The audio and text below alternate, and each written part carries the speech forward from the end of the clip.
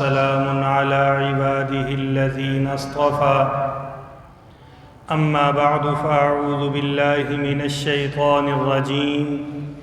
بسم الله الرحمن الرحيم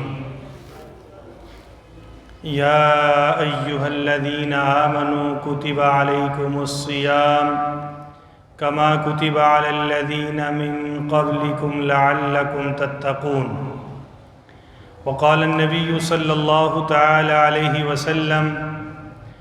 إن في السحور بركة وقال عليه الصلاة والسلام من صام رمضان إيمانا واحتسابا غفر له ما تقدم من ذنبه وقال عليه الصلاة والسلام رب صائم ليس له من صيامه إلا الجوع ورب قائم ليس له من قيامه إلا السهر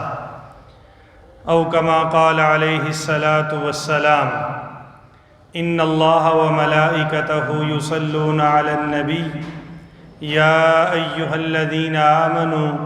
صلوا عليه وسلموا تسليما اللهم صل على سيدنا ومولانا محمد وعلى آل سيدنا ومولانا محمد وبارک وسلم۔ تمام احباب پیار محبت سے درود پاک پڑھ لیں جی۔ اللہم صلی علی سیدنا ومولانا محمد وعلى آل سيدنا ومولانا محمد وبارک وسلم۔ اللہم صلی علی سیدنا ومولانا محمد وعلى آل سيدنا ومولانا محمد وأصحاب سيدنا ومولانا محمد وأزواج سيدنا ومولانا محمد وبنات سيدنا ومولانا محمد وبارک وسلم۔ انتہائی واجب الاحترام، قابل صد تکریم معزز سامعین، آپ حضرات کے سامنے قرآن مجید فرقان حمید کی ایک آیت طیبہ طاہرہ مطہرہ منورہ تلاوت کی ہے۔ آپ علیہ الصلاۃ کے فرامین میں سے کچھ فرمان مبارک بھی آپ کے سامنے تلاوت کیے۔ دعا ہے کہ اللہ تعالی مجھے حق بات، حق طریقے، حق نیت سے کہنے اور اس کے بعد مجھے اور آپ کو اس پر عمل کرنے کی بھی توفیق عطا فرمائے۔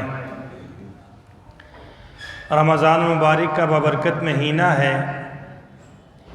اللہ کی رحمت جوش میں ہے اور اللہ یہ چاہتے ہیں کہ میرا یہ بندہ اس ماہ مبارک کے اندر میری عبادت کرے اور جیسا میں چاہتا ہوں ویسا یہ کرے، تاکہ کل قیامت والے دن اس کو نامہ اعمال اس کے دائیں ہاتھ میں ملے اور پھر یہ میرا بندہ خوشی خوشی جنت کا مستحق بنے۔ اللہ اپنے بندوں سے بہت پیار کرتے ہیں اور ظاہر ہے کہ کوئی شخص اگر کسی چیز کو بنائے اور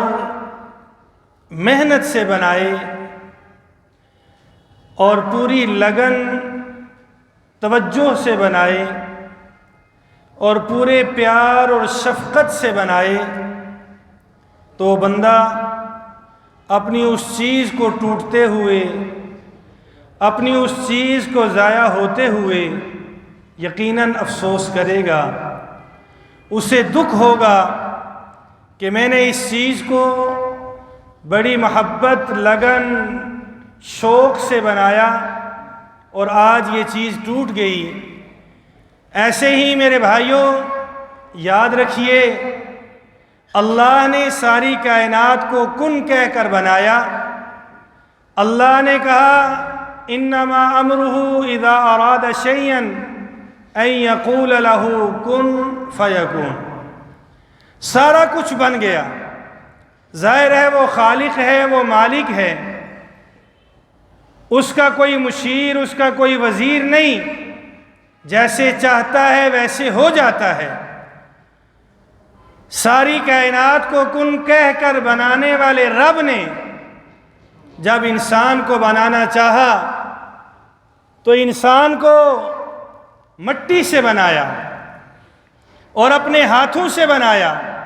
خلقتہ بیدی، اللہ نے اپنے دونوں ہاتھوں سے بنایا، کما یلیق بشانی، جیسے اس اللہ کے ہاتھ ہیں۔ ہم تصور نہیں کر سکتے کہ اس کے ہاتھ کیسے ہیں، جیسے وہ شان والا ہے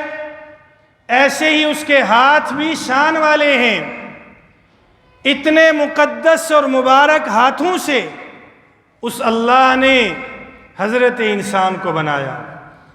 اور پھر اسی پر بس نہیں بلکہ بنا کر یہ فرشتوں سے فرمایا یہ میرے نائب ہیں، یہ میرے خلیفہ ہیں۔ اور پھر اسی پر بس نہیں بلکہ اللہ نے فرشتوں کو حکم دیا اس کو سجدہ کرو۔ فرشتے حیران، یا اللہ اتنے عظیم؟ فرمایا ہاں، ان کو آزمائش میں ڈالوں گا، ان کے اوپر تکالیف آئیں گی، ان کے اوپر مصیبتیں آئیں گی۔ اگر یہ میرے ہاتھ سے بنائے ہوئے انسان میری ان تکلیفوں، میری ان آزمائشوں اور میری طرف سے آنے والی ان مصیبتوں پر صبر کریں گے تو یقیناً ان کے لیے سب سے پہلے تو میں جنت کا اعلان کروں گا، اور پھر اس کے بعد میں ان کو اپنا دیدار کراؤں گا۔ اس لیے کہ فرشتوں کا ایمان ایک جگہ پر ٹھہرا ہوا، فرشتوں کے اندر گناہ کرنے کی سکت ہی نہیں۔ لا یعصون اللہ ما امرہم ویفعلون ما یؤمرون۔ اللہ نے فرشتوں کو اس انداز سے پیدا کیا کہ ان کے اندر گناہ کا مادہ ہی نہیں رکھا، اسی لیے فرشتے گناہ نہیں کرتے، جس طرح اللہ نے ان کو رکھا ہے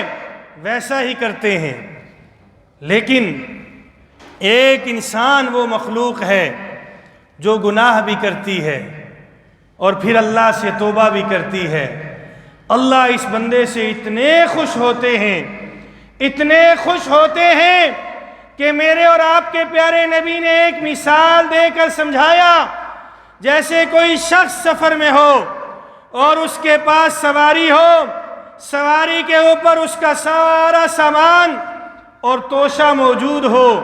اور یہ تھوڑی دیر کے لیے کسی جگہ آرام کرے، اور جب اس کی آنکھ کھلے دیکھے کہ وہاں اس کی سواری ہی کوئی نہیں، دور دور تک کوئی اس کو انسان، کوئی اور مخلوق نظر نہ آئے سوائے موت کے، اسے کچھ دکھائی نہ دے، اور اسی اثناء میں کبھی وہ ادھر کو بھاگے کبھی وہ ادھر کو بھاگے، اور اپنی سواری کی تلاش میں تھک ہار کر پھر تھکے ہوئے ماندے جسم کے ساتھ اس کی آنکھ لگ جائے، اور پھر اس کی آنکھ کھلے اور وہ دیکھے کہ سواری اس کے سامنے کھڑی ہے، تو آپ علیہ السلام نے فرمایا بتاؤ اس انسان کو کتنی خوشی ہوگی کہ موت کے منہ سے واپس آ گیا، اور اس صحرا کے اندر، اس ویرانے کے اندر جہاں اس کو اپنے سوا کوئی انسان نہیں نظر آ رہا،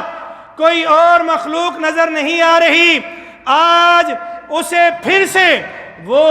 جانور اور وہ سواری جس کے اوپر اس کا پانی، اس کا توشہ تھا، وہ اس کے سامنے کھڑی ہے۔ فرمایا یہ انسان کتنا خوش ہوگا۔ ایسے ہی میرے اور آپ کے نبی نے ارشاد فرمایا جب کوئی گناہگار اپنے اللہ کے سامنے گڑ گڑا کر اپنے گناہوں پر توبہ کرتا ہے، اپنے گناہوں پر روتا ہے، اپنی آنکھوں سے آنسو بہاتا ہے، اور صدقے دل کے ساتھ اللہ کے سامنے رو رو کر اپنے سارے گناہوں کی توبہ کرتا ہے، اللہ بھی اس سے خوش ہوتے ہیں، اور اللہ بھی اس سے ایسے ہی جیسے اس انسان کو وہ گم شدہ سواری ملی اور وہ خوش ہوا، اس سے بھی کئی گنا زیادہ اللہ خوش ہوتے ہیں۔ اللہ نے انسان کو اپنے ہاتھوں سے بنایا اور پھر اللہ تعالیٰ نے اسے اپنا نائب بنایا، اسے اپنا خلیفہ بنایا۔ اور یہ بات یاد رکھیے، اصل موجود ہو اسی کا حکم چلتا ہے، اصل جو کام کرتا ہے جب وہ وہاں موجود نہ ہو تو نائب وہی کام کیا کرتا ہے۔ نائب کا کام یہ ہوتا ہے کہ جو اس کی اصل نے کام کیا وہ اسی طرح کام کرے۔ اس لیے میرے اور آپ کے پیارے نبی نے ارشاد فرمایا، تخلقوا باخلاق اللہ، اللہ کے اخلاق کو اپنانے کی کوشش کرو، اپنے اندر اللہ والے اخلاق لانے کی کوشش کرو۔